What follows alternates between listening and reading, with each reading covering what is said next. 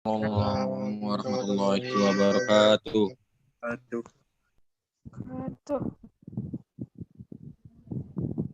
Ya, silakan dimulai, boleh. Baik. Bismillahirrahmanirrahim. Assalamualaikum warahmatullahi wabarakatuh. Yang terhormat Bapak Rektor UIN Sultan Toha Saifuddin Jambi, Bapak Profesor Dr. Haji Suaidi MA PhD, yang terhormat Bapak Dekan Fakultas Syariah, Bapak Dr. Sayuti MH, kemudian yang saya hormati juga seluruh panitia yang bekerja dalam rangka kuliah umum hari ini dan juga seluruh peserta yang kami hormati, khususnya pada mahasiswa ilmu pemerintahan Fakultas Syariah UIN STS Jambi. Alhamdulillah, alhamdulillahirrahmanirrahim. Hari ini kita bisa bertemu atau berkumpul di dalam acara kuliah umum Fakultas Syariah UIN Sultan Toha Saifuddin Jambi pada hari ini tanggal 11 November 2020 yang dilaksanakan secara virtual melalui Zoom Cloud Meeting dan juga di streaming melalui YouTube Prodi Ilmu Pemerintahan.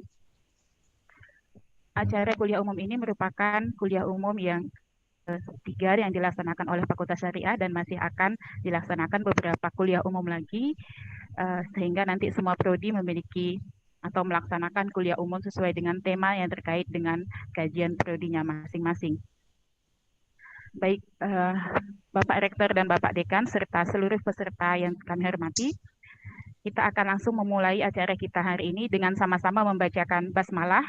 Bismillahirrahmanirrahim. Bismillahirrahmanirrahim. Acara pertama, kata sambutan dari Bapak Dekan Fakultas Syariah UIN Sultan Toha Saifuddin Jambi. Dalam hal ini disampaikan oleh Bapak Dr. Sayuti SAG MH. Kepada beliau kami persilahkan. Bismillahirrahmanirrahim. Assalamualaikum warahmatullahi wabarakatuh. Waalaikumsalam warahmatullahi wabarakatuh.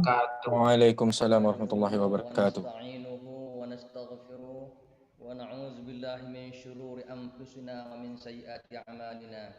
May yahdihillahu fala mudilla lahu wa may yudlilhu fala hadiya lahu.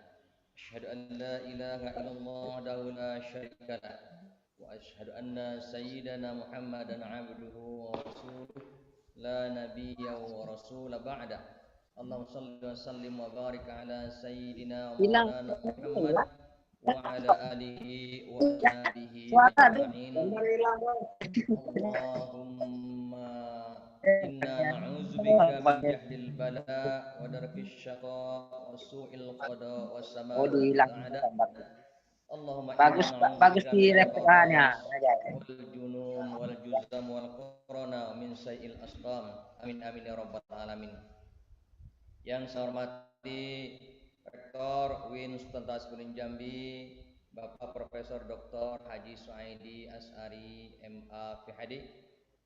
Yang saya hormati para wakil dekan lingkungan Fakultas Syariah, yang saya hormati para ketua dan sekretaris prodi di lingkungan Fakultas Syariah, wabil khusus pemateri kita pada hari yang berbahagia ini, Ibu Hajah Husnul Mar'iyah PhD, dan kepada para mahasiswa dan peserta yang mengikuti kuliah dosen tamu seri ketiga Fakultas Syariah semester ganjil tahun 2020-2021, baik secara melalui Zoom maupun melalui live streaming di YouTube. Baiklah, pertama-tama marilah kita manjatkan puja dan syukur kehadrat Allah Subhanahu wa taala, Tuhan yang Maha Kuasa.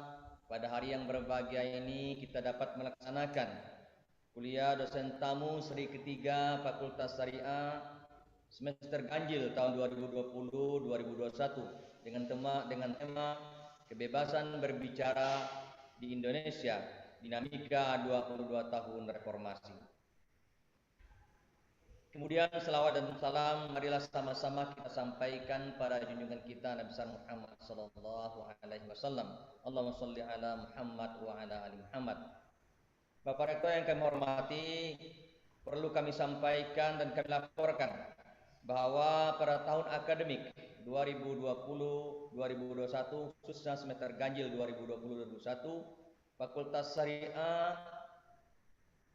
telah dan akan melaksanakan kuliah dosen tamu sebanyak 6 seri. Ini disesuaikan dengan jumlah 6 prodi di Fakultas Syariah. Oleh karena itu setiap perkuliahan ini atau perkuliahan dosen tamu ini kita mengangkat tema-tema yang berkenaan dengan prodi di lingkungan Fakultas Syariah. Baik sebagai menambah perpelajarian keilmuan, juga sebagai masukan atau modal dalam rangka mempersiapkan kegiatan-kegiatan yang berkenaan dengan prodi yang nantinya bisa dijadikan masukan atau tambahan bagi pelaksanaan pengisian program maksud saya pengisian borang akreditasi yang mungkin akan kita laksanakan pada tahun-tahun berikutnya. Pada pertemuan atau pada kuliah dosen tamu seri ketiga ini kita mengangkat tema kebebasan berbicara di Indonesia, dinamika 22 tahun reformasi, merupakan tema yang dikhususkan sebenarnya bagi disiplin ilmu pemerintahan yang menjadi bagian integral daripada disiplin ilmu politik dengan menghadirkan narasumber Ibu Hajah Husnul Mar'iyah yang tidak asing lagi sebagai tokoh nasional dan internasional di bidang politik. Beliau adalah dosen ilmu politik Universitas Islam Indonesia. Dan untuk itu kiranya kegiatan ini dapat berlanjut dan pada 3 seri kedepannya kita akan menyesuaikan dengan prodi-prodi yang lain, yaitu prodi hukum tata negara, prodi perbandingan mazhab dan prodi hukum pidana Islam. Kemudian kepada mahasiswa, tepatnya pada tanggal 10 November kemarin kita sudah meng-SK-kan kurikulum Fakultas Syariah dan prodinya, sementara kurikulum institut atau universitasnya menunggu apa yang akan dirumuskan oleh Bapak Rektor dalam rangka menunjang atau melaksanakan visi dan misi UIN Sultan Tasauddin Jambi periode 2019-2023. Dalam SK tersebut memuat profil mata kuliah, praktikum dan tempat PPR. Khususnya di bidang komponen mata kuliah, telah ditetapkan ada mata kuliah keahlian lintas prodi yang merupakan interpretasi daripada kampus Merdeka, di mana nantinya setiap prodi ditawarkan mata kuliah yang berada di prodi lain, baik dalam satu fakultas, umpamanya mahasiswa IP bisa mengontrak mata kuliah yang ditawarkan pada prodi ilmu hukum atau prodi hukum keluarga, prodi perbandingan dan lain-lain. Kemudian begitu juga sebaliknya, mahasiswa yang berada pada prodi lain dapat mengontrak ilmu yang atau mata kuliah yang ditawarkan pada prodi ilmu pemerintahan ini. Misalnya kita ingin sampaikan kepada para mahasiswa baru khususnya mahasiswa perbanding mazhab misalnya, yang nanti akan ditawarkan mata kuliah Islam, Demokrasi dan HAM. Mata kuliah ini sesungguhnya berada pada prodi hukum tata negara. Begitu juga dia akan ditawarkan mata kuliah pemerintahan daerah dan desa yang sesungguhnya berada pada ilmu pemerintahan. Oleh karena itu tidak ada alasan bagi prodi yang lain untuk tidak mengikuti acara-acara atau kegiatan yang dilaksanakan, umpamanya hari ini dilaksanakan oleh prodi pemerintahan dan lain-lainnya. Khususnya untuk ilmu pemerintahan, bahwa kita telah meletakkan profilnya bahwa alumni ilmu pemerintahan nantinya diharapkan menjadi birokrat, analisis kebijakan publik, planner atau perencanaan pembangunan program pemerintahan, operator pengelola sistem informasi pemerintahan, dan praktisi pemberdayaan masyarakat. Untuk menunjang kegiatan itu, kita juga telah menetapkan praktikum-praktikumnya. Di antaranya untuk prodi ilmu pemerintahan, praktikum praktek operasi sistem informasi pemerintahan dan simulasi kegiatan administrasi perkantoran. Dan kita juga telah menyiapkan beberapa kegiatan yang bersifat workshop mandiri yang nantinya untuk membekali kemampuan mahasiswa selain daripada keilmuan yang dia pelajari di prodinya masing-masing, maka mahasiswa dapat menambah keilmuannya dengan skill-skill yang kiranya menambah perbendaharaan atau modal ketika dia berkompetisi di lingkungan kehidupan bermasyarakat setelah menjadi alumni. Misalnya pada tahun 2001 saya menetapkan workshop public speaking, kemudian juga workshop penelitian survei dan legal drafting, yang ini sangat terkait dengan prodi ilmu pemerintahan. Kemudian menyinggung masalah kebebasan berbicara, khususnya di Indonesia, baik freedom of speak atau freedom of communication. Sebenarnya belum ada undang-undang yang secara resmi atau lex specialis yang mengatur tentang kebebasan berbicara. Jika kita mencermati beberapa undang-undang yang ditetapkan sejak reformasi, era reformasi, ada paling tidak beberapa undang-undang yang sedikit berhubungan. Namanya Undang-Undang Nomor 9 Tahun 98 tentang kemerdekaan menyampaikan pendapat di muka umum, dan Undang-Undang Nomor 40 Tahun 19 tentang pers. Khususnya Undang-Undang Nomor 9 Tahun 98, maka disebutkan di sana kemerdekaan menyampaikan pendapat di muka umum itu dilakukan dalam bentuk unjuk rasa, pawai, rapat umum, dan mimbar bebas. Dan ini tidak terkait langsung dengan pembicaraan di publik yang tidak berada pada kegiatan demonstrasi atau mimbar bebas atau ruangan ataupun pawai. Jadi tidak ada sebenarnya undang-undang yang mengatur secara lex spesialis tentang kebebasan berbicara di Indonesia. Nah, meskipun dalam Undang-Undang Nomor 9 Tahun 98 dijelaskan bahwa itu pun dikecualikan, artinya demonstrasi atau kebebasan menyampaikan pendapat di muka umum itu dikecualikan pada hal-hal yang bersifat agama, kegiatan agama dan kegiatan kampus. Itu disepakati para anggota dewan pada pembahasan, meskipun dalam realisasinya masih saja kegiatan agama dicurigai atau dibatasi. Malahan itu sudah tidak sesuai dengan konsep pada pembahasan atau kesepakatan para fraksi waktu itu. Nah, sementara di dalam Undang-Undang Dasar 1945 pasal 28, kemerdekaan berserikat, berkumpul, mengeluarkan pikiran dengan lisan dan tulisan dan sebagainya ditetapkan dengan undang-undang. Artinya sudah ada perintah daripada Undang-Undang Dasar untuk membuat itu.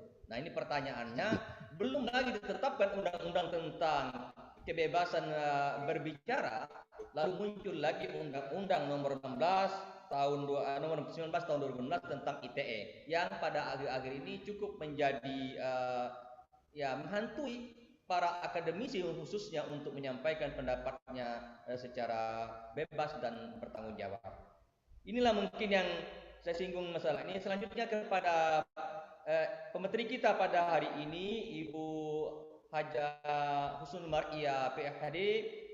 Sekali lagi kami ucapkan terima kasih yang sebesar-besarnya atas kesediaannya untuk bersama-sama mencerdaskan mahasiswa kita, khususnya mahasiswa Fakultas Syariah UIN Sultan Hasanuddin Jambi.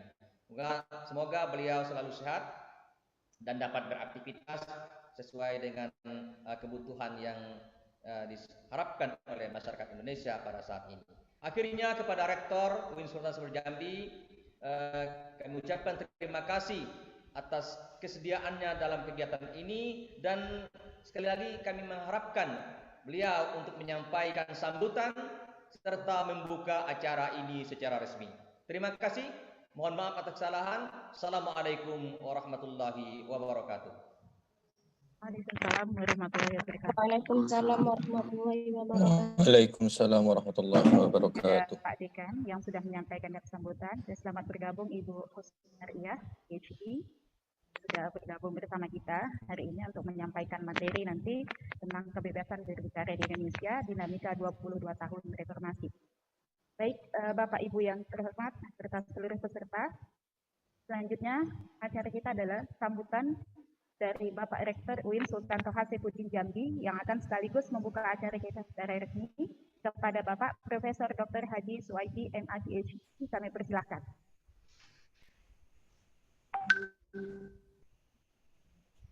Bismillahirrahmanirrahim. Assalamualaikum warahmatullahi wabarakatuh. Waalaikumsalam warahmatullahi wabarakatuh. Alhamdulillahirabbil alamin wassalatu wassalamu ala asrofil anbiya'i wal mursalin wa ala alihi wa sahbihi ajmain amma ba'du. Yang sama-sama kita hormati pembicara kita pada pagi hari ini Ibu Husnul Mar'iyah PhD, dosen UI yang insya Allah sudah bergabung ya Bu Irma. Ibunya sudah bergabung ya? Sudah Pak. Ya. Assalamualaikum. Assalamualaikum Pak Rektor, Pak Dekan. Saya nggak tahu, ada sebelum ini kita pernah ketemu ya di sebuah seminar, saya lupa itu di Jakarta. Di Jakarta itu di mana ya? Waktu yang lalu sempat kita ngobrol duduk-duduk. Oh iya, di Jakarta, ada acara di Jakarta. Yang saya hormati Dekan Fakultas Syariah Bapak Dr. Sayuti MH, Ibu Ketua Prodi Irma Segala, kemudian seluruh mahasiswa yang hadir. Katanya juga ada dari mahasiswa dari Prodi atau fakultas, bahkan ada dari luar UIN. Selamat bergabung mengikuti acara ini.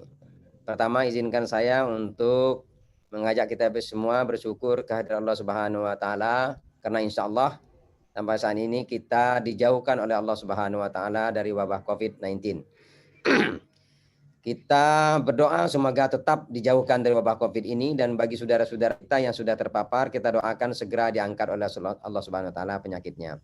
Salawat dan salam kepada junjungan kita Nabi Muhammadin sallallahu alaihi wasallam. Allahumma shalli ala sayyidina Muhammad wa ala ali sayyidina Muhammad. Ibu Husnul yang saya hormati, tradisi mengundang tamu dalam kuliah seperti ini adalah sebuah tradisi yang sangat biasa dilakukan oleh perguruan tinggi ternama di dunia. Jadi saya melihat tradisi seperti ini bukan sekedar untuk transfer ilmu. Ini saya sampaikan kepada adik-adik mahasiswa. Tetapi juga segala apa yang ditampilkan oleh dosen tamu kita. Ibu Husnul ini adalah orang yang tidak asing lagi di Indonesia. Catatan saya Ibu ya, kita bekerja benar belum tentu disukai oleh semua orang, dan saya senang sekali dengan Ibu. Waktu Ibu jadi apa dulu di Bawaslu atau KPU ya? Lupa saya. KPU ya. Ya KPU, dan saya masih ingat ya betapa Ibu ya. Dan itu saya kira bagi yang siapa saja yang menyebutkan KPU akan teringat sejarah-sejarah seperti itu. Dan saya senang sekali Ibu berkenan untuk memenuhi undangan ini.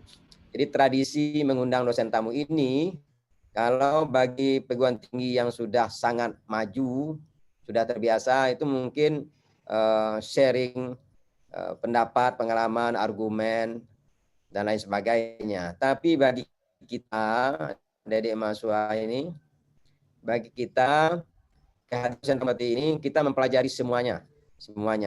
Sebagian kita ini ada yang bisa ngomong, tapi data nggak jelas, angka masih nggak jelas. Karena informasinya jelas, cara menyampaikannya nggak bisa.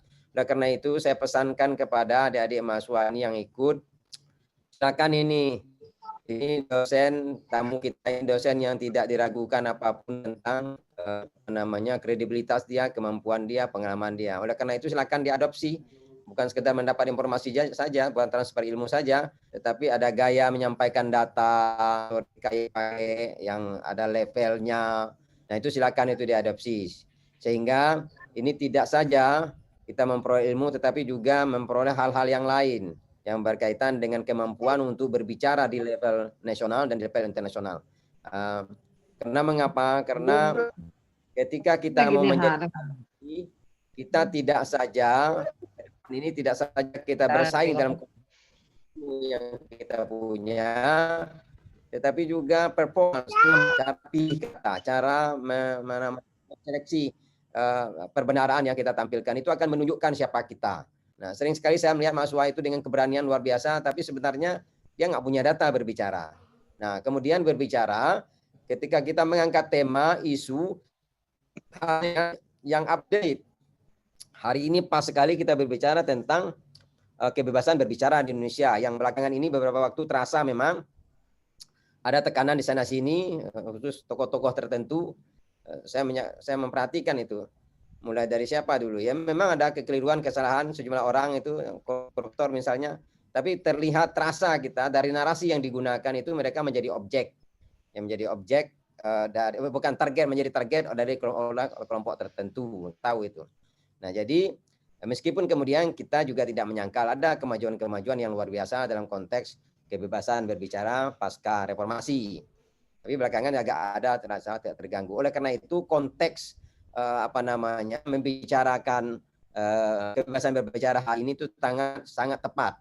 Termasuk juga hari ini kita berbicara sangat perlu dibicarakan itu misalnya Black Campaign. Saya itu insya Allah nanti jam 19 diundang oleh TPRI Jakarta untuk membicarakan ini. Karena mengapa ini kita kan sedang menghadapi pilkada dan kita tahu nih ada mesin-mesin yang sedang bekerja sekarang yang tidak sesuai dengan nilai-nilai demokrasi yang dipakai secara internasional. Nah, oleh karena itu adik-adik mahasiswa, ketika kita membaca, mendengar, kemudian kita mau tampil, kita harus lihat ini kondisi hari ini apa yang paling isu yang paling hangat, menarik dan sesuai kita. Dan itu kemudian kita harus terlibat. Hari ini kita hampir tidak ada batas lagi, mahasiswa bisa berbicara dengan dosen secara internasional, secara nasional, apabila kita menguasai bidang-bidang tersebut. Nah, wabil khusus, ini kan kita lagi melatih diri nih, bakal jadi alumni. Nah, jadi ketika kita bisa tampil seperti ini, ini akan menjadi modal kita untuk tidak saja membawa sertifikat ijazah di sini, tetapi juga mempunyai kemampuan real untuk kompetisi dengan, nggak berani amat sih ngomong dengan orang UI, ITB, UGM, IPB dan lain-lain. Hari ini kita dibuka ruang nih untuk bisa mendengar langsung, untuk bisa berbicara langsung di forum-forum yang tinggi, yang besar-besar itu, forum-forum bergensi itu. Oleh karena itu mari buka diri kita masing-masing, tapi dengan meningkatkan kualitas sehingga kita berbicara sesuai dengan level kita berbicara, dengan lawan kita berbicara. Dan hari ini kita sudah melakukan banyak hal. Mohon izin Ibu Husnul, UIN Jambi sekarang ini sedang juga mensubmit sejumlah borang ranking internasional yang sudah kita masukkan sekarang. UI Green Metric itu sudah kita submit. Mudah-mudahan Desember ini kami sudah bisa masuk ranking. Kita tidak tahu ranking berapa masuk. Insya Allah tahun depan akan SDGs World University Ranking yang oleh Times Higher Education.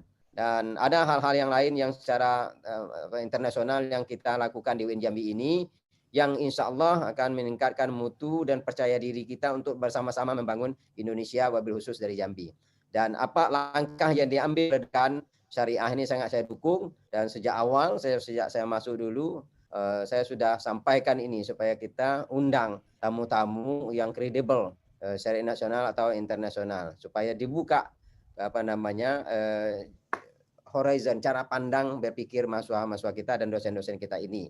Jadi kita tidak seperti kata dalam tempurung, udah meloncat pagi, sore, siang, malam, nggak taunya cuma sebatas itu aja. Nah, saya termasuk juga mendorong sebenarnya, kalau bisa minimal 1 kali, 2 kali, kalau tidak bisa 3 kali. Mahasiswanya ada keluar provinsi lah, ada pernah naik pesawat, ketemu dengan orang lain gitu. Jadi waktu pulang kampung ada kelebihan tentu. Nah, hari ini kelebihannya apa? Dapat mendengar langsung pembicara terkenal kita, Ibu Husnul Mar'iyah, yang saya mohon izin Bu, saya senang sekali. Ada aspek-aspek yang saya banggakan, betul-betul saya banggakan tentang Ibu.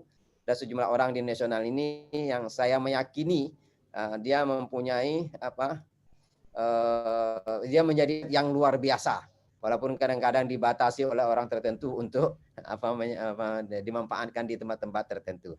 Terima kasih banyak Ibu Husnul, terima kasih banyak pada pelaksana kegiatan ini, dan selamat melaksanakan kuliah umum. Saya buka acara ini, mari sama-sama kita mengharap Allah dengan membaca basmalah. Bismillahirrahmanirrahim. Acara ini saya buka Bismillahirrahmanirrahim. acara ini buka secara resmi. Wassalamualaikum warahmatullahi wabarakatuh. Waalaikumsalam warahmatullahi wabarakatuh. Terima kasih kepada Bapak Rektor yang sudah menyampaikan sambutan sekaligus membuka acara kita secara resmi. Baik, Ibu narasumber, Bapak Rektor dan Bapak Dekan, serta seluruh peserta yang kami hormati, kita akan langsung masuk kepada acara inti penyampaian materi yang akan disampaikan oleh Ibu Husnul Mariah, PhD, dengan tema Kebebasan Berbicara di Indonesia, Dinamika 22 Tahun Reformasi. Saya sebagai pengantar diskusi kita atau pemateri kita, saya perkenalkan singkat saja Ibu Husnul Mariah. Beliau adalah dosen ilmu politik Universitas Indonesia. Beliau punya banyak sekali pengalaman, baik itu pernah di KPU Pusat maupun juga pernah di beberapa organisasi yang kita ketahui, dan juga sekarang ini ada pusat kajian tentang kebebasan berbicara di Universitas Indonesia juga. Baik, kepada Ibu, kami persilahkan untuk menyampaikan materi.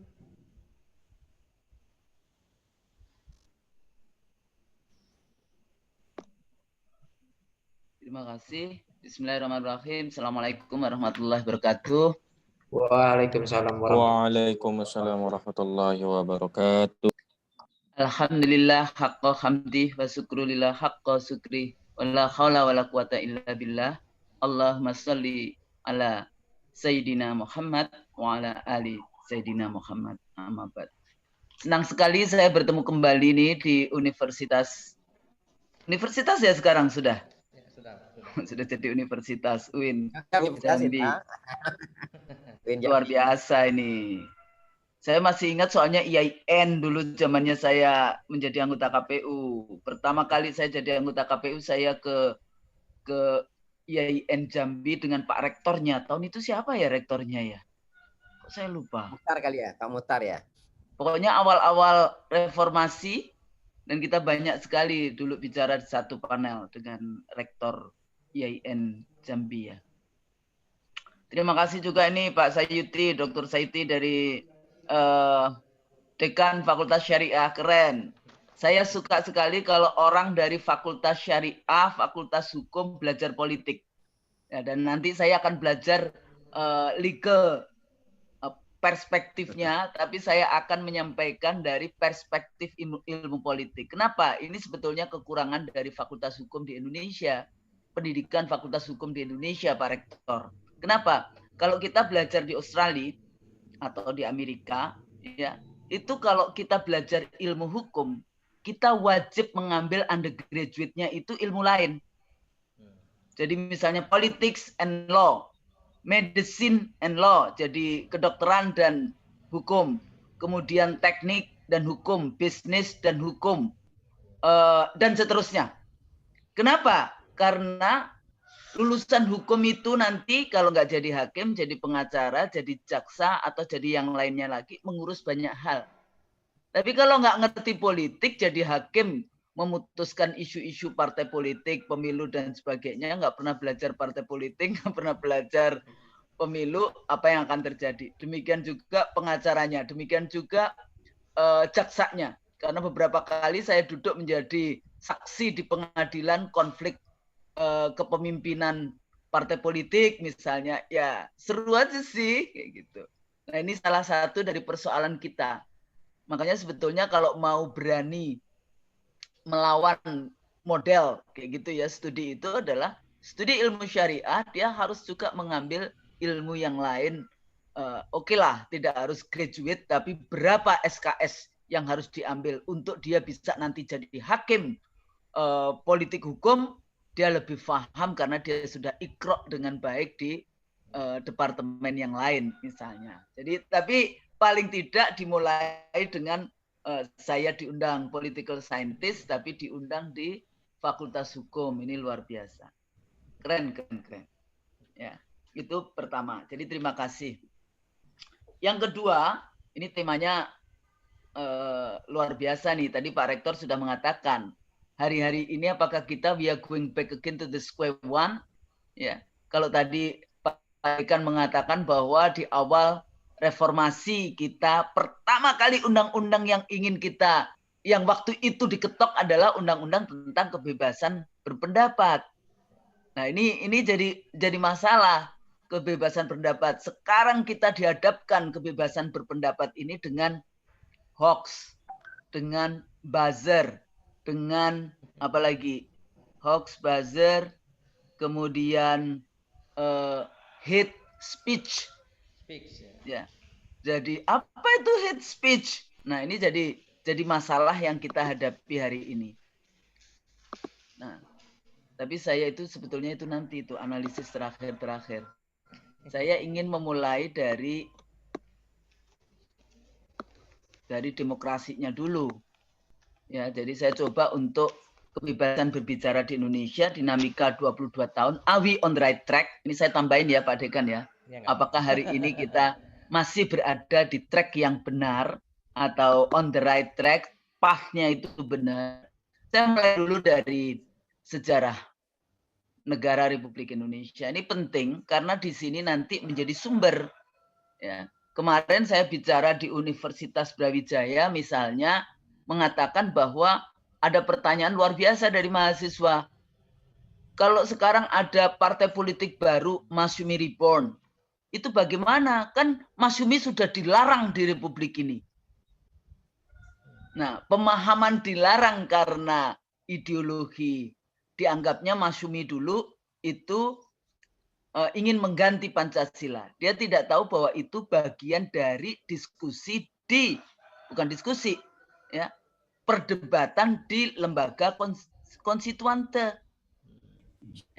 Dengan dianggapnya yang ingin mengganti seperti model PKI di dalam konteks kasusnya di Indonesia. Nah, di sini pemahaman mahasiswa menjadi sangat penting dari histori, dari sejarah bangsa dan negara Republik Indonesia. Ya. Kalau mahasiswa saya tanya berapa lama Indonesia itu dijajah oleh Belanda, nanti jawabannya 350 tahun. Kenapa? Karena memang diajarkan dari sejak SD, SMP, SMA itu negara kita dijajah selama 350 tahun. Pertanyaannya, sejak kapan negara Indonesia itu lahir? Negara Indonesia lahir yang disebut kedaulatan politik itu 17 Agustus 45. Jadi Indonesia lahir secara politik itu negara Republik Indonesia lahir 17 Agustus 45. Sebelumnya siapa yang dijajah? Yang dijajah itu adalah kesultanan-kesultanan di seluruh wilayah Republik Indonesia dari Aceh sampai Tidore. Wilayah kerajaan Tidore itu sampai Raja Ampat, sampai Sorong, Manokwari, Fak-Fak itu wilayah dari kerajaan Tidore dulu. Kerajaan Islam Tidore. Nah, jadi negara ini adalah kumpulan dari negara Republik Indonesia atau seringkali disebut Nusantara ketiga atau keempat ya. Ada Sriwijaya, ada Majapahit, ada kerajaan-kerajaan Nusantara, ya, kesultanan-kesultanan Islam, baru kemudian negara Republik Indonesia. Nah, tapi hari ini kalau kita demonstrasi dan teriak takbir Allahu Akbar, apa yang terjadi? Langsung dianggap radikal, ingin mengganti Pancasila menjadi negara Islam, misalnya seperti itu. Ya. Kemudian ada juga fenomena baru yang kita selalu jargon-jargon politik. Saya Pancasila, saya Bhinneka. Terus yang kalau kita berbeda, meme-nya tulisannya saya Bhinneka. Tapi pada saat kita berbeda pendapat, kita ditangkap, diborgol, ya. Belum apa-apa sudah ditangkap dan diborgol. Nah, ini fenomena yang luar biasa di dalam konteks kita katanya berdemokrasi, tapi demokrasi seperti apa? Nah, nanti dari konstruksi negara Republik Indonesia yang seperti ini, bagaimana kemudian kita bicara tentang human rights, sebenarnya freedom of expression, freedom of pers, kebebasan-kebebasan menyatakan pendapat. Freedom of expression itu lebih luas dibandingkan freedom of opinion di dalam konteks ini. Nah, demokrasi itu apa? Kenapa ini masuk ke sini? Karena di dalam demokrasi itu kita bicara tentang kompetisi. Saya suka pakai Lynn Slipset, Larry Diamond. Kenapa? Karena ini bisa kita gunakan mudah, sederhana, dan gampang kemudian kita ukur. Ada ukuran variabelnya lebih mudah dibandingkan kalau kita bicara definisi, ini mahasiswa. Kalau kita bicara demokrasi itu banyak sekali. Biasanya mahasiswa paling bicaranya, oh demos kratos. Demokrasi itu demos kratos. Itu zaman Yunani kuno dulu. Ya, pemerintahan oleh rakyat untuk rakyat, bagi rakyat. Bagi rakyat oleh rakyat untuk rakyat. Ya, demos kratos. Nah, cuma persoalannya zaman Yunani kuno dulu, perempuan itu nggak dimasukkan sebagai rakyat. Rakyat itu cuma laki-laki, ya, dewasa. Budak dan perempuan tidak termasuk, tidak dianggap manusia dulu.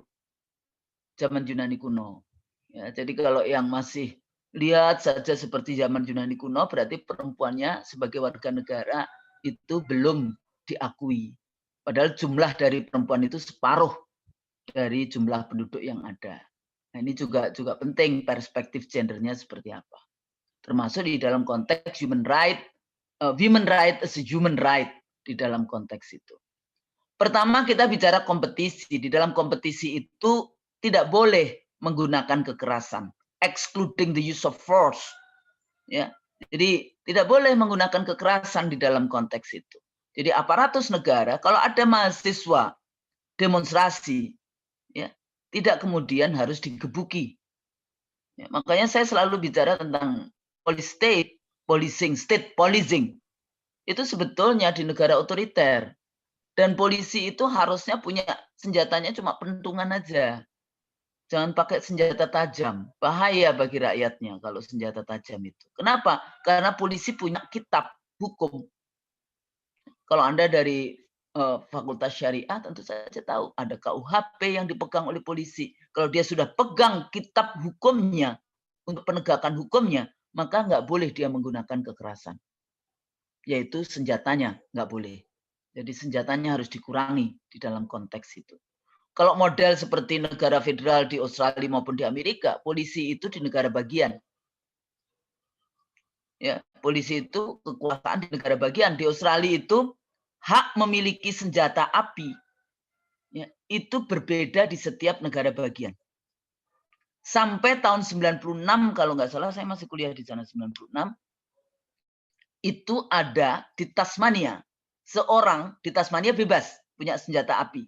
Dan kemudian pada pagi hari, dia lari-lari pagi, dia tembak itu orang yang lari pagi, orang yang di hotel lagi sarapan pagi ditembak sampai sekitar 36-an orang meninggal. Di luar yang apa namanya, ya, yang tidak meninggal. Jadi banyak sekali yang parah kayak gitu ya. Apa yang terjadi? Seluruh negara bagian di Australia bersama-sama menyerahkan kebebasan masing-masing negara bagian untuk mengurus isu tentang kepemilikan senjata api. Ya, jadi rakyat yang biasanya di beberapa negara bagian itu dilarang, di beberapa negara bagian itu boleh. Jadi nggak sama antara negara bagian yang satu dengan negara bagian. Sama di Amerika juga demikian. Ada negara bagian yang membebaskan memiliki senjata api, ada yang tidak. Di Australia hari ini seluruh negara bagian dinyatakan tidak memperbolehkan warga memiliki senjata api. Nah, ini juga menarik di dalam konteks itu. Jadi kalau Anda bicara tentang kebebasan di dalam konteks itu, demonstrasi, mahasiswa juga demikian. Saya setiap kali di kelas, kalau ada saya tanya, siapa mahasiswa di sini yang suka ikut demonstrasi? Kalau nggak ada yang ikut demonstrasi, saya kasih tugas. Oke, sekarang kalian bisa bikin demonstrasi kayak gitu. Nanti saya kasih nilai bagaimana Anda bikin demonstrasi. Tapi di dalam berdemonstrasi itu tidak boleh kalian membakar mobil polisi, membakar mobil tentara, karena itu bukan mobil milik polisi dan bukan mobil milik tentara. Itu mobil dibeli dari uang rakyat. Jadi apa yang dilakukan? Di dalam menyatakan pendapat, Anda bisa lihat demonstrasi-demonstrasi itu menggunakan yang namanya pamflet, kayak gitu ya. Jadi bukan dengan cara yang namanya kekerasan, bakar-bakar itu udah jangan. Termasuk juga membakar ban, itu polusi udara yang dirusak kayak gitu kan, baunya ban dibakar dan sebagainya. Coba kreatif, bikin lagu, bikin gerakan, bikin nyanyi. Kalau Anda lihat demonstrasi para mahasiswa di Korea misalnya, atau petani-petani di Korea dulu yang lama-lama, itu demonstrasinya itu dengan membuat lagu-lagu yang tapi bisa dinyanyikan bersama-sama, yang membuat satu semangat. Di Australia juga demikian, saya pernah ikut demonstrasi juga. Menyatakan pendapatnya gimana? Ya dengan teriak-teriak. What do you want? Land right. When do you want? Now. What do you want? Land right. Kayak gitu.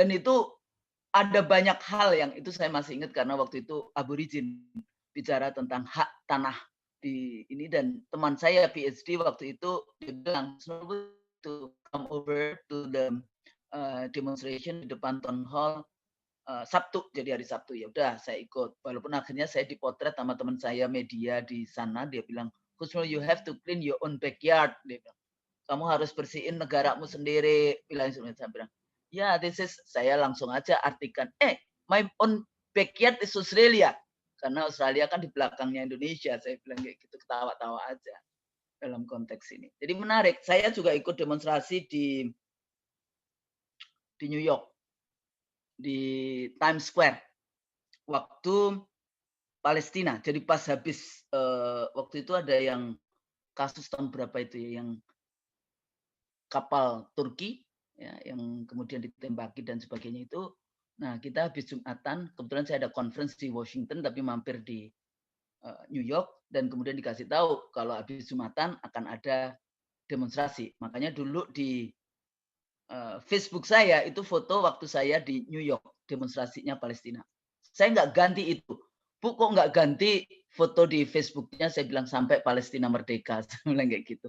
Nggak taunya Palestina belum merdeka, Facebook saya sudah dihilangkan secara permanen 2 hari sebelum Mahkamah Konstitusi memutuskan Pilpres di 2019 yang lalu. Nggak apa-apalah, sekarang saya nggak punya Facebook. Mungkin karena saya nggak punya Facebook, jadi agak aman juga tidak ditangkap dalam konteks itu.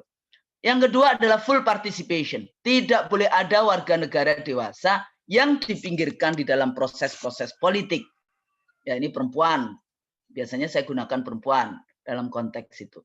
Yang ketiga, disinilah letaknya civil and political liberties, ya, kebebasan civil society, kebebasan pers, kebebasan membentuk organisasi, kebebasan menyatakan pendapat, itu dilindungi. Itu adalah indikator penting, bahkan indikator yang prinsip dari demokrasi.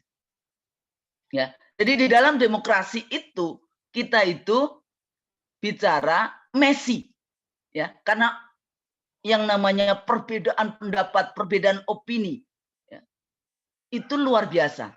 Jadi kalau Anda nggak suka dengan perbedaan-perbedaan opini dan sebagainya, ya Anda sebetulnya kurang menghargai yang namanya demokrasi. Kalau rezim yang berkuasa tidak suka dengan pandangan-pandangan yang berbeda, maka jangan klaim bahwa Anda adalah rezim yang demokratis. Karena di dalam demokrasi itu messy.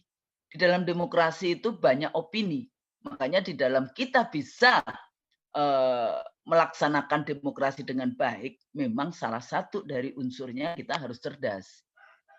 Ya, jadi tingkat kecerdasan masyarakat bukan berarti nanti hanya schooling saja.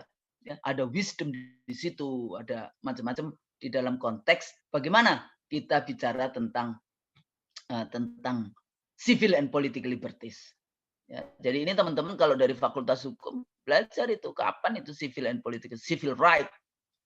Berapa hari yang lalu waktu Kamala Harris menang, Joe Biden menang, ya, akhirnya ditentukan dia sebagai presidential elect, walaupun Trump masih belum bisa menerima di dalam konteks itu, tapi siapa Kamala Harris? Ya, perempuan, tapi Anda bisa bayangkan Kamala Harris itu tahun 58, ibunya udah dokter ahli kanker, penyakit kanker yang migrasi ke Amerika Serikat, bapaknya dosen profesor ekonomi, ya, sehingga kalau kita, tapi yang saya ingin ceritakan, Kamala Harris itu sejak kecil, apalagi dia saat mahasiswa, dia itu adalah aktivis, termasuk ibunya aktivis civil right. Ya, hak, apalagi dia adalah bapaknya orang kulit hitam. Dia selalu menyatakan dirinya sebagai kulit hitam gitu ya, Black American. Jadi yang kayak gitu, Afro American, atau dia dari Jamaika ya, bapaknya. Ibunya dari India di dalam konteks ini. Nah, ini contoh-contoh hari ini yang setelah 240 tahun lebih baru kemudian Amerika menerima, ya, Obama dulu sebelumnya menerima color, ya, orang kulit berwarna bisa menjadi calon presiden walaupun ibunya orang kulit putih. Kalau Obama ibunya orang kulit putih, bapaknya yang orang Afrika. Nah, ini juga sama, ini kalau ini Kamala Harris wakil presiden, ibunya orang India, bapaknya orang Jamaika.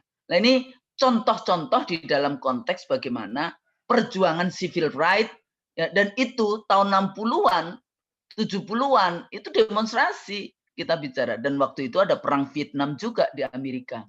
Nah, jadi dalam konteks ini apakah mereka juga dipukuli polisi? Sama. Dulu di tahun 60-an itu di Australia juga kayak gitu, polisi juga masih harsh mukulin. Anda tinggal sekarang mahasiswa enak buka semua di Mbah Google, itu yang namanya cerita tentang video-video tentang bagaimana gerakan-gerakan civil right kayak gitu ya, human right, civil right, itu luar biasa, ample of videos ya. Anda juga bisa, ini mahasiswa juga bisa bikin video sendiri di dalam konteks itu. Nah, salah satu lainnya lagi adalah ya democratization by election. Tadi dikatakan mau pilkada. Kira-kira black campaign itu apa? Cuma persoalannya kalau itu lawan politik dan kita mengkritisi langsung dianggap black campaign. Padahal mungkin saja dia menyampaikan yang disebut stated fact. Kalau nggak ada stated fact, bagaimana? Rakyat akan cerdas memilih mana yang benar dan mana yang tidak benar. Ya, jadi selama Anda menyampaikan kebenaran, menurut saya tidak bisa dimasukkan sebagai yang tadi di dalam konteks tanda kutip black campaign. Ya, ini juga masih isu yang menurut saya berkali-kali di 2004 dulu. Makanya di dalam pemilu yang demokratis, rakyat sebetulnya atau peserta pemilu sebetulnya bisa bicara lebih loose. Undang-undang pemilu jangan sampai, zaman saya di 2004, kebetulan saya juga ikut membuat aturan hukumnya waktu itu, saya, Pak Rusadi, Pak Ramlan, dan Pak Nazar, 4 dari 9 anggota KPU yang menjadi tim pemerintah di dalam membuat aturan hukum itu. Salah satunya apa? Pidananya cuma 5 pasal. Kenapa? Karena pemahaman kita di era demokrasi pemilu yang demokratis, orang boleh menyampaikan pandangan-pandangannya. Tentu saja di situ masih tetap ada moral etik ya, yang itu harus difahami oleh kita semua. Politik itu sebetulnya by virtue adalah di situ adalah ada value, ada moral etik di dalam konteks itu. Jadi bukan berarti sama sekali nggak ada. Jadi hate speech-nya itu di mana kalau itu ini. Makanya Anda bisa ikutin itu. Bagaimana misalnya Biden atau Kamala di dalam berdebat. Ya, Anda lihat debat yang di universitas, di sana debatnya acaranya di universitas itu. Kalau di sini pasti nggak boleh. Ya, saya nggak tahu. Nanti politisinya dijauhkan dari kampus dan dijauhkan dari rumah ibadah. Kampus isinya otak, rumah ibadah isinya moral. Jadi akhirnya politisinya dijauhkan dari moral dan dijauhkan dari otaknya yang ada di Republik kita ini. Itu yang jadi kritik kita terhadap kondisi kepolitikan kita hari ini. Apa saja dimensi of democratic quality? Jadi freedom itu salah satu, kebebasan itu salah satu dari isi konten dari demokratik itu. Jadi ada state effectiveness, ya, good governance. Ya, biasanya kan kita bicara itu government effectiveness, regulatory quality, bagaimana aturan kualitas dari aturan-aturan hukum yang dibuat, rule of law itu juga masuk di dalam good governance. Ini teman-teman dari Fakultas Hukum ini sangat penting karena rule of law. Biasanya saya tambahkan the political and legal rule of law kayak gitu ya. Jadi ada apa namanya, di situ ada aturan hukumnya karena aturan hukum itu dibuat oleh politik juga, politisi. Horizontal accountability, corruption control, good governance, control of corruption, corruption perception index, kompetisi, ini prosedur dari demokrasi, partisipasi, ini prosedur dari demokrasi, mahasiswa menyampaikan pendapat, demonstrasi, itu di dalam kerangka partisipasi. Ya, jadi Anda bisa menyampaikan partisipasi, mengartikulasikan kepentingannya. Partai politik mengagregasikan. Jadi kalau rakyat itu mengartikulasikan, menyampaikan kepentingannya. Baru kemudian nanti dikumpulkan oleh partai politik, dan dari partai politik itu kemudian dia punya fungsi yang namanya agregasi kepentingan. Nah, persoalannya partai politik hari ini berfungsi enggak di dalam konteks itu? Ya, mengagregasikan kepentingan rakyat atau kepentingan bandar. Nah, bandar kalau saya nyebut oligarki ekonominya, para bandarnya dalam konteks ini. Vertical accountability, ini juga democratic prosedur, political right, voice and accountability.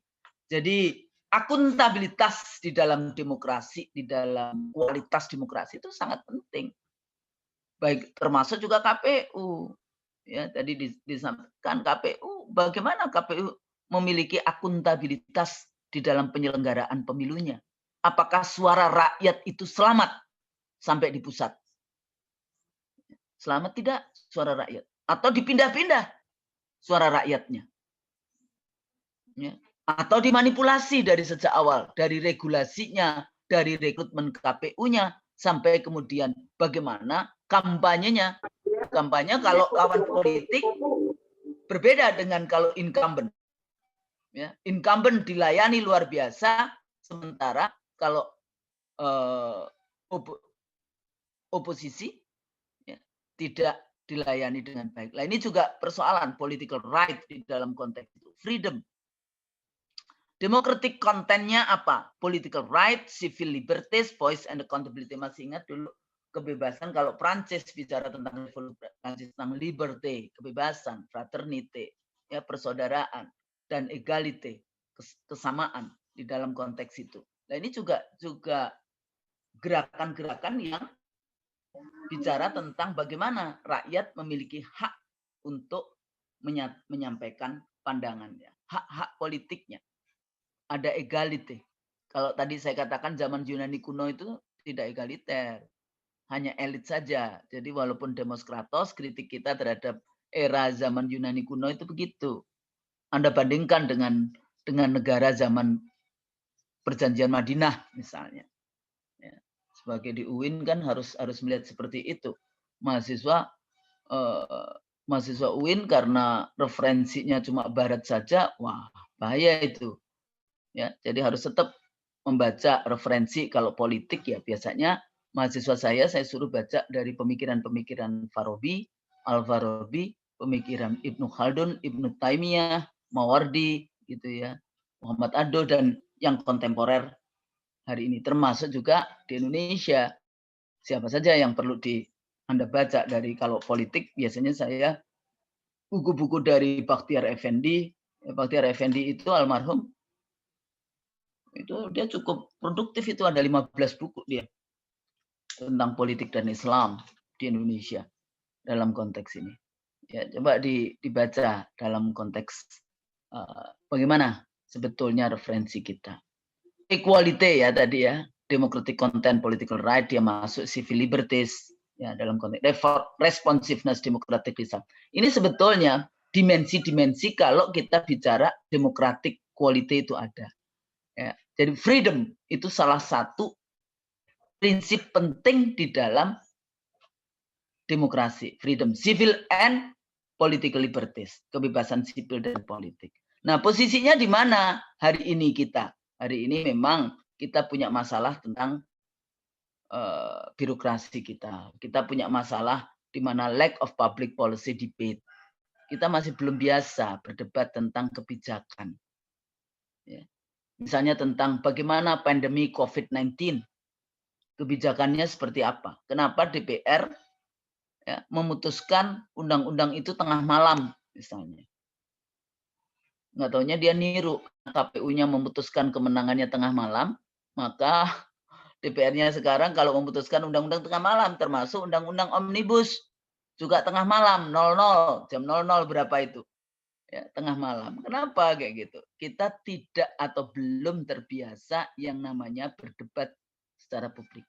Berdebat secara publik pasti ada pro dan kontra, tesa antitesa, yang sebetulnya itu nanti akan membuat kita lebih pandai kayak gitu ya, lebih kelihatan cerdas, bukan kelihatan, lebih cerdas di dalam konteks itu. Sama.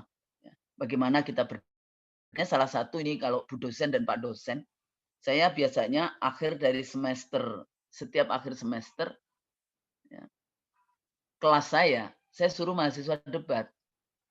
Jadi debat.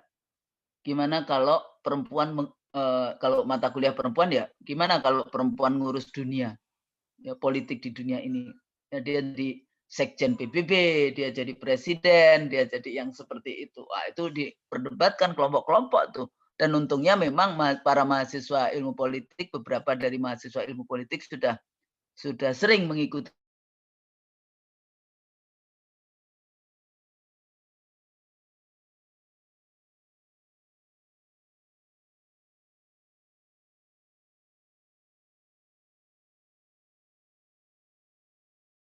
menyampaikan pandangannya kepada dosen yang tadi disampaikan. Boleh mahasiswa berbeda dengan dosennya. Saya selalu mengatakan begitu, boleh Anda punya pandangan yang berbeda dengan saya. Tapi satu, kalau Anda mau menyampaikan pandangan, satu yang tadi ya, tesis ada argumen. Argumen itu ada datanya tadi ya, bagaimana Anda belajar untuk mengumpulkan data kesimpulan. Tapi nggak cukup, harus ada referensi. Jadi Anda membaca buku apa? Jurnal apa? Ya.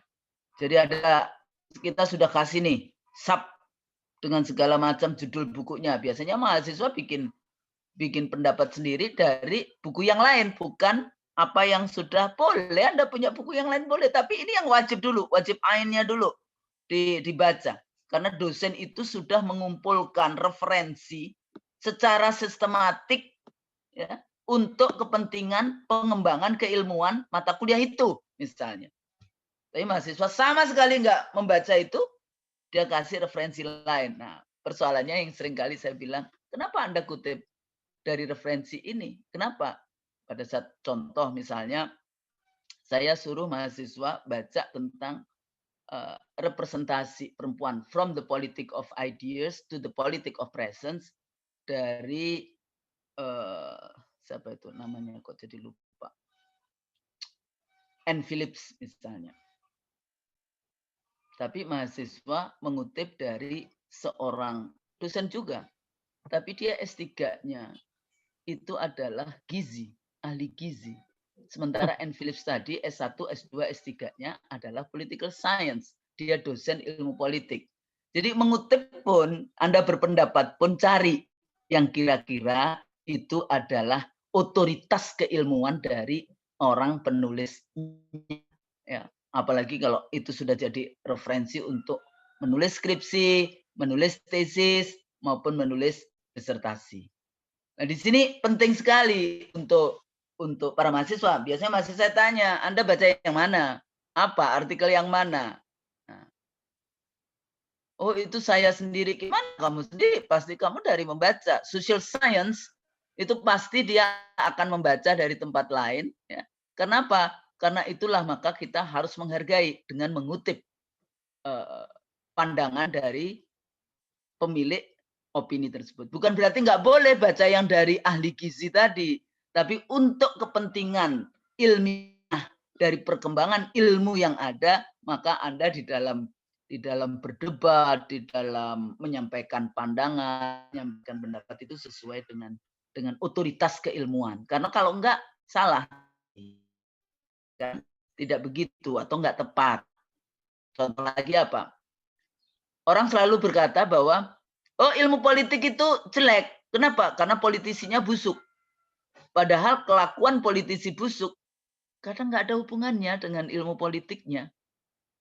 Karena ilmu politik itu mempelajari by virtue bagaimana moral ethics, keadilan di dalam kita membangun negara. di dalam kita hidup bersama membangun negara yang seperti itu. Tapi karena saya tanya, dari mana kamu baca ini politik ini? Dari koran. Dipikirnya kalau Anda sudah baca koran, Anda sudah menjadi pakar politik. Anda bisa lihat sekarang itu yang jadi pengamat-pengamat politik di TV, yang diundang TV. Anda cek aja. Siapa yang kira-kira S1, S2, S3, dan profesornya political science? Kenapa? Karena akhirnya cara pandang perspektif dari semua, apakah itu dengan yang tadi, kalau tadi data kuantitatif itu model dari Chicago School, ya, dari Amerika setelah Perang Dunia Kedua. Itu kalau ilmu pengetahuan dia maunya harus ada kuantifikasi, maka waktu itu semua indeks demokrasi, indeks human rights, indeks freedom of expression, indeks freedom of opinion, dibuat semuanya indeks. Dikuantifikasikan sampai sekarang. Itu sejak tahun 50-an. Gerakan bukan gerakan dari Chicago, dikenal dengan Chicago School. Tapi pada saat yang sama dalam konteks itu, ini pengaruh Amerika Serikat. Pada saat yang sama dalam konteks pengaruh Eropa itu juga ada namanya Frankfurt School. Pemikiran-pemikirannya itu bicara tentang apa? Eksistensialisme, fenomenologi, hermeneutics, neostatism, neomarxism, strukturalis, itu perspektif-perspektif kualitatif yang dibangun dari pemikiran-pemikiran di Eropa. Nah, bagaimana kemudian kita ya di Indonesia di dalam tadi mengumpulkan data, mengumpulkan argumen supaya kita bisa berdebat dengan baik, supaya kita bisa beropini dengan baik, berpendapat dengan baik. Kalau saya selalu tambahkan, ilmu Barat harus ya dicek kembali dengan ilmu Timur, dengan Quran dan hadis. Kalau kalian dari UIN, jelas. Saya aja di UI nggak ada. Ini UIN itu Universitas Islam Negeri, UI Negeri. Anda dari UI Negeri, saya UI aja, ya gitu, nggak ada N-nya. Ya. Nah, saya di kelas saya ajarkan bahwa ilmu pengetahuan dari Timur Barat, ya, Masriki wal Maghrib, itu milik Tuhan. Jadi apa? Anda belajar dari Quran dan hadis itu luar biasa. Nggak ada yang mengalahkan ilmu hadis. Kalau Anda belajar sekarang demokrasi dari Bu Husnul dari mana? Dari dulu kuliah, dari sejak S1 kuliah dari Bu Miriam, Bu Diarjo, dari Pak Nazar. Waktu saya kuliah di Australia di Sydney University dari dosen saya. Dosennya dapat dari mana? Nggak tahu deh. Ya, masih bisa misalnya, oh ya dulu kuliahnya di George Mason University di Washington misalnya.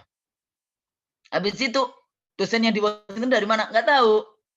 Tapi Anda dari UIN nggak bisa seperti itu. Ilmu pengetahuan yang dikembangkan oleh Islam, oleh hadis, Anda harus sampai ke Rasulullah. Baru kemudian itu hadisnya benar. Jangan merasa Anda ya, terpinggirkan di dalam konteks ya, perdebatan ilmu pengetahuan karena Anda berada di tempat yang luar biasa. Center of Knowledge di UIN Jambi salah satunya. Jadi tadi Pak Rektor mengatakan bahwa diundang dengan ini. Kami itu nggak ada apa-apanya. Anda yang di situ kembangkan, mempertemukan antara Western teoris gitu ya. Jadi kalau misalnya kebebasan berbicara, kebebasan berpendapat, kebebasan berekspresi, Anda ukur bagaimana dengan di Islam. Karena ada human right, pertemuan human right di Kairo, ya. Jadi itu pengaruh negara-negara dunia ketiga dan itu negara-negara Islam luar biasa. Waktu itu apa saja yang dibicarakan? Cukup banyak. Ya, jadi salah satunya adalah bicara tentang apa saja itu kebebasan yang diambil waktu di Kairo itu.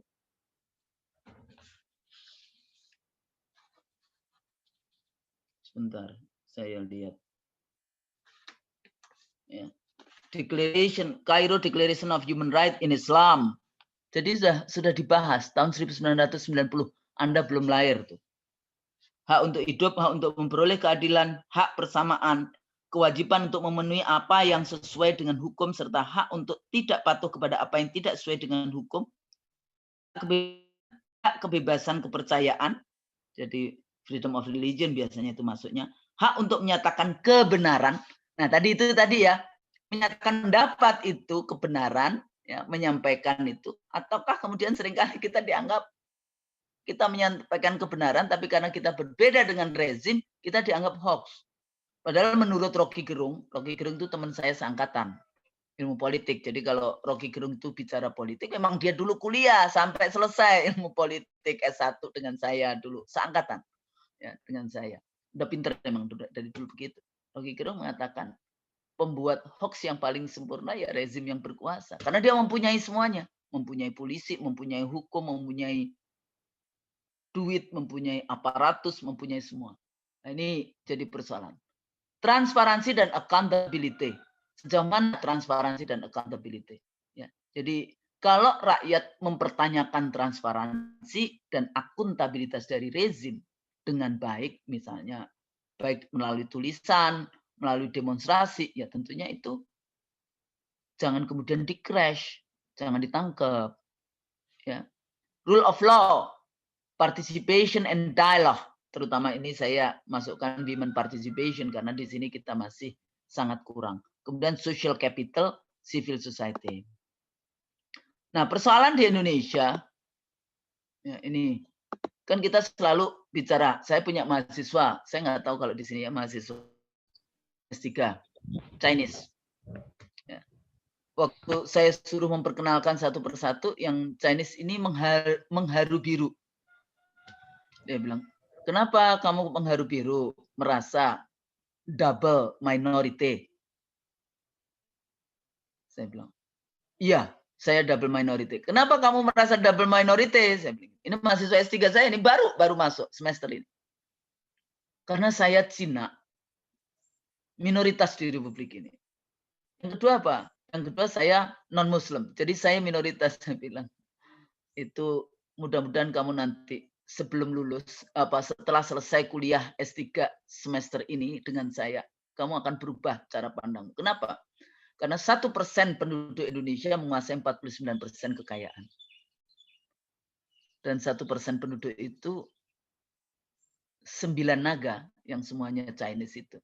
Itu termasuk yang 1% itu. Berapa jumlah Chinese di Indonesia? Kalau kita bicara 3% misalnya, 3% dari 265 juta, ya 250 juta lah, bisa 7,5 juta Chinese di Indonesia. Berapa jumlah kalau orang Jambi? Orang Jambi berapa jumlah penduduk etnik Jambi di seluruh Indonesia? Atau adakah etnik di Jambi yang lebih kecil? Kan ada orang Kerinci. Kerinci Jambi juga enggak? Kerinci atau siapa kayak gitu. Dia lebih sedikit enggak dibandingkan orang Cina. Jadi Anda nggak bisa lagi bicara tentang jumlah bahwa Anda minoritas. 72%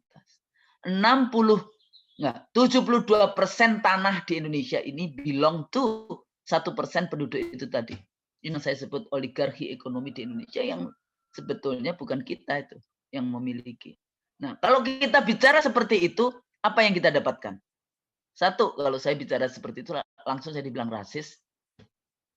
Karena saya mengatakan Cina menguasai ekonomi di Indonesia. Saya bicara tentang TKA Cina didatangkan hari ini pada saat pandemi ya, untuk kepentingan rezim. Omnibus Law lebih banyak bicara tentang investor yang itu sebagian besar kita hutang dan investasi dari Cina. Langsung saya dibilang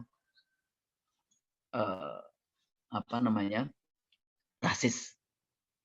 Padahal I just stated the fact. Ya kan? Menyampaikan kebenaran di dalam konteks itu. Jadi kalau saya nggak usah takut, emang benar begitu mau diapain. Kenapa? Penting supaya tahu, karena yang bicara seperti itu selalu dia menjadi yang disebut playing victim. Jadi dia seperti sebagai korban, padahal enggak. Anda itu sekarang berkuasa.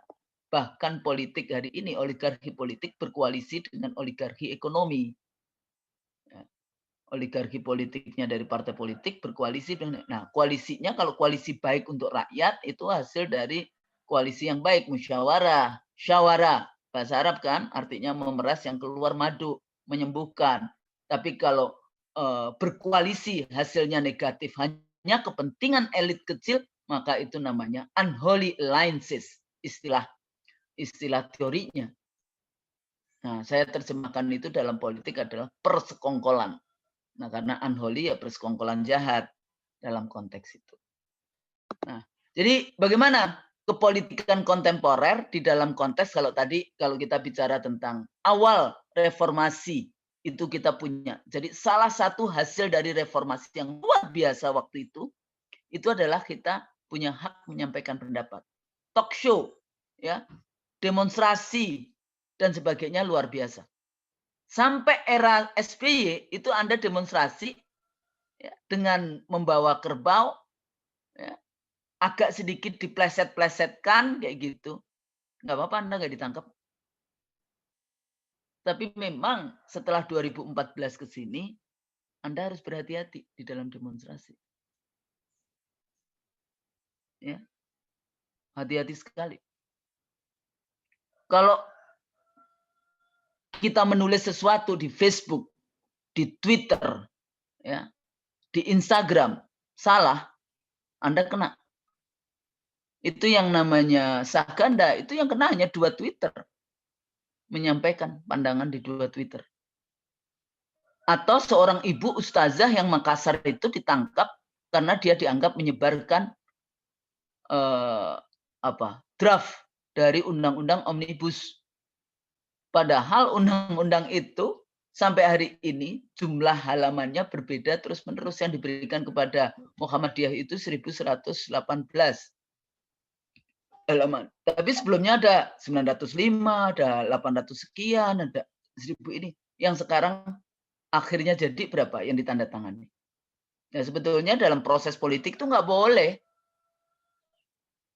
Ya, itu sudah cacat prosedur di dalam pembuatan undang-undang. Kenapa? Karena diputuskan di dalam pleno paripurna itu nggak boleh lagi kecuali salah ketik. Tapi itu kan dia menyatakan salah ketik kok sampai berhalaman-halaman. Nggak ada salah ketik itu, ketik A ditulis O, hukum. Anda ketik deh, hukum U. Itu kalau Anda tulis dan itu masih banyak bahasa Inggris, pasti ditulis ho, O, hukum. Nah, itu diperbaiki U. Seperti itu. Atau K diganti C, kayak gitu. Itu salah ketik. Tapi kalau pasal demi pasal diubah, nah itu bukan salah ketik. Itu deliberately secara ini. Ya, omnibus itu. Nah, kalau Anda bikin undang-undang ketenaga kerjaan, ya, dan tidak mengikat partisipasi dari rakyat ikut demonstrasi menyampaikan pandangannya, tapi apa yang didapatkan mahasiswa, ya, digebukin, ada itu. Undang-undang COVID juga demikian. Saya tanya juga, ini kapan kalian digebukin? Ini yang baru, Bu. Mahasiswa dipukulin, disiram, dan sebagainya. Seperti itu. Atau waktu itu yang rame undang-undang apa tuh? KPK dan KUHP, terus apa lagi yang anak STM. Ya, fenomena anak STM demonstrasi. Cuma saya itu masih bertanya, anak STM demonstrasi canggih sekali ya, bisa bermain dengan urusan kendaraan dan sebagainya. Nggak tahu udah dilatih atau gimana, nggak ngerti saya sampai hari ini. Ini harus ada penelitian yang baik ini. Karena kalau enggak, ini. Jadi kalau ada mahasiswa saya yang menulis tentang terorisme, ya kebetulan waktu itu ada Kapolri yang jadi external examinersnya, pengujinya. Jadi 2 jam lebih ujian, akhirnya sampai 3 jam ujian itu saya tidak bertanya kepada mahasiswa saya bertanya kepada beliau. Dan terakhir akhirnya saya bisa jadi Pak, sesungguhnya siapa sebetulnya bahasa saya itu peternak dari terorisme itu siapa? Karena saya nggak percaya dengan berbagai macam, karena kita penelitian nggak begitu hasil penelitian di lapangannya. Nah, kepolitikan kontemporer hari ini sangat berhubungan ini dengan kita sekarang freedom of expression, freedom kebebasan berekspresi, kebebasan pers, kebebasan menyatakan pendapat dengan cara tanpa kekerasan yang ditunjukkan waktu itu dengan gerakan 411212, tapi kemudian kita dianggapnya sebagai apa? Sebagai radikal. Ya, yang datang ke sini saja Anda dianggap radikal. Saya berbicara di depan DPRD, Bintek kayak gitu ya, Kementerian Dalam Negeri, di depan DPRD dan ada pertanyaan tentang hubungan negara dan agama. Saya cari gambar ini. Saya itu dari dulu sangat suka dengan gambar udara. Disertasi saya, kalau Anda sempat pergi ke Sydney University, Anda buka disertasi saya. Ya, itu halaman di awal itu ada foto udara kota Sydney. Karena saya urban politics ya, jadi saya suka. Jadi pembangunan di kota Sydney. Satu halaman tuh, berwarna, saya bikinnya. Ya, foto udara yang tidak. Jadi saya itu sangat senang dengan gambar ini, karena ini saya sebut sebagai civil Islam. Satu demonstrasi tanpa kekerasan, jumlahnya segitu banyaknya, tidak ada sampah setelahnya, ya. Tapi apa yang didapatkan pada saat 411 tentu saja disiram, kena water cannon dengan segala macam yang ada kayak gitu ya. Nah, tapi di 212 tidak, ya, karena presidennya sendiri datang walaupun nggak diundang. Kalau yang 411 para ulama itu kepingin ketemu di istana, tapi nggak ada, presidennya nggak ada sampai dini hari 00.15 kan waktu itu tanggal 4 nggak boleh katanya kalau menerima tanggal 4. Ada lagi nih kata dukunnya nggak boleh tanggal 4 kayak gitu ya. Saya berani ngomong kayak gitu karena saya pernah bikin acara internet di istana. Saya bilang kita butuh karena ada counterpart dari dari Malaysia, jadi Indonesia, Malaysia, Presiden, dan silakan nanti Pak Presiden mengajak kementerian mana yang terkait dengan isu kita. Kita bicara tentang konflik atau apa? Interfaith, pokoknya interfaith dialog lah, agama yang kayak gitu. Para pemimpin agama sedunia. Itu saya sampai berhari-hari setiap rapat di istana itu nggak mau 4 kursi. Saya bilang ya terserah nanti saya tinggal lapor aja, bukan saya ketuanya. Tapi ketuanya Pak Din kayak gitu ya, Profesor Din Samsudin nggak mau, dia harus juga akhirnya 4 kursinya di situ. Seru juga sih. Kita sudah melawan di dia nggak mau, tapi 411 itu karena tanggal 4 jadi nggak mau menerima ini. Lucu juga. Politik kita ada kayak gitu, ada. Politik di Indonesia itu penuh dengan seperti itu. Nggak usah politik itu di birokrasi juga begitu. Mau naik jabatan gimana caranya, ya dukun-dukun didatangkan. Ini gimana? Ini tugas dari UIN nih. Musyrik harus dibersihkan nih. Nah, itu naik pangkat itu mau naik pangkat mau ini, ya itu mahasiswa juga kayak gitu. Ini ada ini mahasiswa saya sendiri juga kayak gitu waktu itu. Masa di depan kantor saya isinya garam melulu, di ruangan saya ada isi garam. Saya bilang kalau mau doain saya itu bacain Al-Fatihah, jangan dikirim garam. Gimana kampus yang kita maunya rational kayak gitu, tahu-tahu ditaruh garam. Untungnya saya waktu itu lagi jadi dosen tamu di Sydney University selama 2 minggu. Jadi saya nggak pernah ngantor. 2 minggu itu saya nggak pernah ngantor kayak gitu, itu cuma dapat cerita. Tapi ternyata bukan di ruangan saya aja, makanya confirm kayak gitulah, confirm bahwa itu tidak di ruangan saya aja, di beberapa ruangan begitu. Heboh itu sedepartemen, sefakultas, nggak cuma sedepartemen, sefakultas. Saya ketawa aja. Jadi mahasiswa kalau mau dapat nilai bagus belajar. Gimana belajarnya? Tingkatkan ketakwaan. Bangun jam 3 pagi, sholat tahajud. Nah, kalau Anda sholat tahajudnya benar itu, yakin bahwa itu soal apapun yang besoknya ujian atau nanti ujian itu, apa yang ditulis oleh Ibu dosen dan Pak dosen itu keluar semua. Yakin sih, yakinnya. Ya. Anda jangan sampai ada yang sedikit aja. Jadi apa? Tingkatkan ketakwaan supaya Allah gampang memberikan ilmu pengetahuan ke Anda dan Anda gampang menerima ilmu pengetahuan yang disampaikan oleh Ibu dosen dan Bapak dosen Anda. Itu kuncinya. Percaya nggak percaya? Jadi dulu walaupun di Australia nih, kalau saya mau ketemu pembimbing saya yang satu kata bahasa Indonesia aja juga nggak tahu karena saya tidak menulis tentang Indonesia, dia nggak ngerti Indonesia. Tetap bacain Al-Fatihah.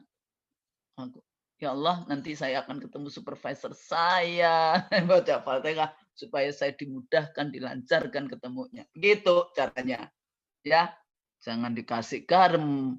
Itu nanti kalau dikasih garam itu keasinan, itu namanya kalian ini yang lain.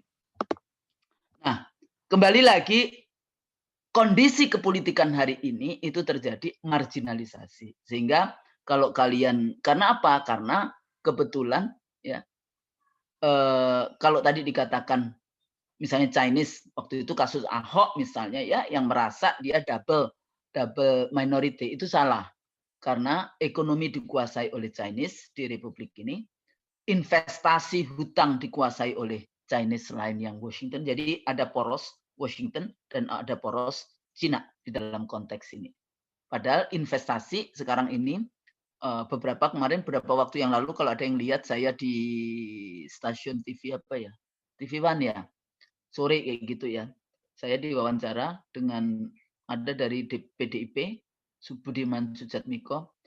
Dia bicara tentang ukuran-ukuran dari kepemimpinan itu, dia bilang investasi kayak gitu ya. Isu ukurannya itu sejauh mana bicara investasi. Saya bilang nanti dulu. Investasi itu bahaya. Hutang luar negeri, investasi luar negeri akan bahaya untuk eksistensi dari satu negara. Dan apa itu? Karena hutang dan investasi itu akan menghasilkan invasi, infiltrasi, intimidasi, dan di dalam teori ilmu politik itu ada yang disebut independensia, ketergantungan, dan neokolonialisme, kolonialisme baru. Tapi kalau Anda berani bicara asing kayak gitu ya, Cina ini di ruang publik, apa yang akan terjadi? Ini kita bicara kebebasan akademik di dalam konteks itu. Emang ya, kita sekarang lebih heavy to poros Jakarta-Beijing. Nah, persoalannya Jakarta-Beijing berbeda dengan Jakarta-Washington. Kenapa? Karena di Indonesia oligarki ekonominya oleh Sembilan Naga. Dan yang bicara Sembilan Naga itu adalah Kwik Yan Ki. Ya, bukan saya. Kita cuma mengutip Kwik Yan Ki, seorang Chinese nasionalis yang luar biasa. Dalam konteks itu bukan berarti kalau Anda Cina kemudian kita semuanya ikut dengan gaya politiknya mereka lah. Apa yang terjadi? Invasi, infiltrasi. Coba diceklah di Jambi itu. Siapa yang menguasai tanah-tanah perkebunan di Jambi? Ya, kalau Sinarmas Group punya nggak di wilayah Jambi? Sinarmas Group itu punya 9 juta hektar. 9 juta hektar ya tanahnya. 5 juta hektar diagungkan ke bank dalam negeri 4 juta nih. Saya pernah ke Shanghai, ke tempatnya itu. Karena dia punya pabrik terbesar APP, Asian Pulp, di luar Shanghai, di Cina. Dan dia bangun 3 gedung ya, apartemen, perkantoran, dan hotel. Persis di seberang ikonnya kota Shanghai. Jadi di kota Shanghai itu ada gedung yang seperti bulat dunia. Ya, Eka Cipta. Berapa ratus triliun kemarin anak-anaknya. Kan udah meninggal tuh, anak-anaknya rebutan warisan. Anda bisa bayangkan capital flight yang terjadi. Jadi koalisi ini yang bahaya. Akhirnya terjadi infiltrasi, invasi, dan intimidasi. Kenapa? Karena di dalam pemilu dibiayai. Sehingga kayak Ijon kayak gitu. Nanti kalau sudah ini ya proyek-proyeknya. Nah ini kondisi kepolitikan kita. Tapi kalau Anda berbicara atas nama agama, Anda bicara sebagai seorang Islam, Anda langsung dimasukkan ke orang radikal, orang ini. Jadi apa itu dimasukkan ke pigeonhole. Tapi untuk diketahui supaya Anda juga paham tentang peta politiknya. War on terror setelah 9/11 di Amerika, ya, yang disebut kemudian kebijakannya war on terror, itu negara-negara di luar Amerika yang tidak mau berkampanye untuk kampanye melawan terorisme, maka negara itu dianggap teroris itu sendiri. Maka kita nggak berani juga. Dipanggil dulu Megawati, dipanggil ke Washington sana. Ya, akhirnya kita bicara tentang war on terror.